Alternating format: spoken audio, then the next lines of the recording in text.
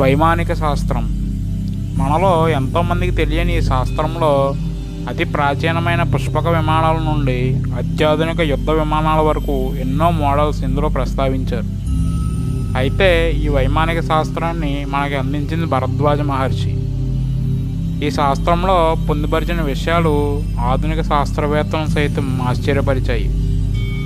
ఈ శాస్త్రంలో కేవలం విమానాల గురించే కాదు, విమానం నడిపేవారు ధరించాల్సిన దుస్తుల గురించి, ఇంకా వారు తీసుకోవాల్సిన ఆహారం గురించి, ఆ విమానాల నిర్మాణం గురించి, ఇంకా వాటి నిర్మాణంలో వాడవలసిన లోహాల గురించి, ఇంకా వాటిలో వాడవలసిన ఇంధనం గురించి, ఇలా ఎన్నో విషయాల గురించి ఇందులో ప్రస్తావించబడింది.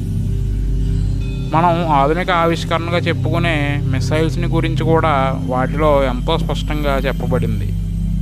ఇందులో చెప్పబడిన కొన్ని మోడల్స్ని ఇప్పుడు మనం చూద్దాం.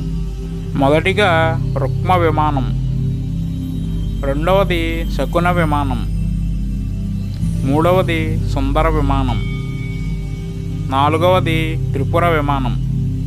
ఈ 4 విమానాల యొక్క బ్లూ ప్రింట్స్తో సహా అందులో వివరించబడింది. ఇవే కాక ఇంకా ఎన్నో మోడల్స్ గురించి ఈ శాస్త్రంలో వివరించారు. ఏ ఆవిష్కరణలు అయితే చూసి అగ్రరాజ్యాలు ఇంకా ఎన్నో దేశాలు గర్వపడతాయో వాటిని మన మహర్షులు ఎప్పుడో శాస్త్రాలు, వేదాలు, ఇంకా పురాణాల రూపంలో మనకు అందించారు. మనం వాటిని గుర్తించలేకపోతున్నాం. మనం వాటిని గుర్తించగలిగితే ఇప్పుడున్న ఆవిష్కరణల్ని తలదన్నే ఎన్నో అధునాతన ఆవిష్కరణలు మనం ఆవిష్కరించవచ్చు.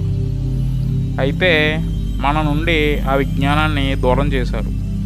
ఒకవేళ మనం ఆ విజ్ఞానాన్ని పొందినా కూడా దాన్ని ప్రపంచం గుర్తించకుండా చేశారు.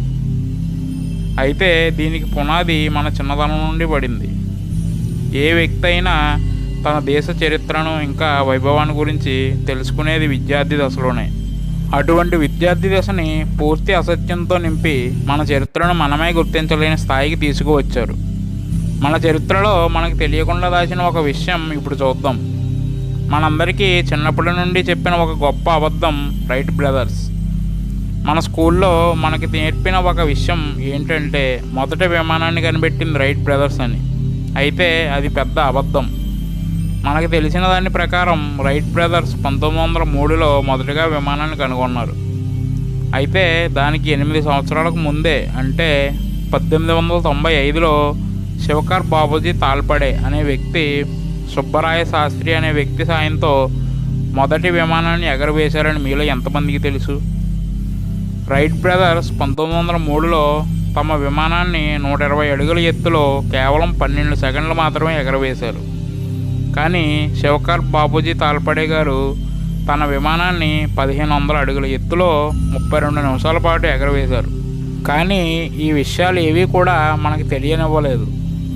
అలా 32 నిమిషాల పాటు ఎగిరిన ఆ విమానం ఇంధనం అయిపోయిన కారణంగా కింద పడి పేలిపోయింది. దాన్ని కారణంగా చూపి బ్రిటిష్ వారు శివకర్ తాల్పడే గారిని జైల్లో పెట్టారు. ఇది జరిగిన 8 సంవత్సరాల తర్వాత రైట్ బ్రదర్స్ తమ విమానాన్ని ఆవిష్కరించారు. ఇలా మనం చదువుకున్న ఎన్నో విషయాలు అబద్ధపు చరిత్రతో కప్పిపుచ్చారు. మనకు తెలిసిన మొదటి ఎలక్ట్రిక్ బల్బుని ఎడిసన్ 1879లో కనుగొన్నాడు.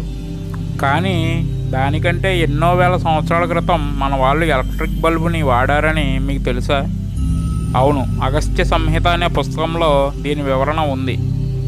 ఈ విషయం మీద మనం డీటెయిల్డ్ వీడియో చేసుకుందాం. ఇటువంటివి మనం తెలుసుకోవాల్సిన విషయాలు మరెన్నో ఉన్నాయి. మరి ఎందుకో ఆలస్యం, పదండి తెలుసుకుందాం.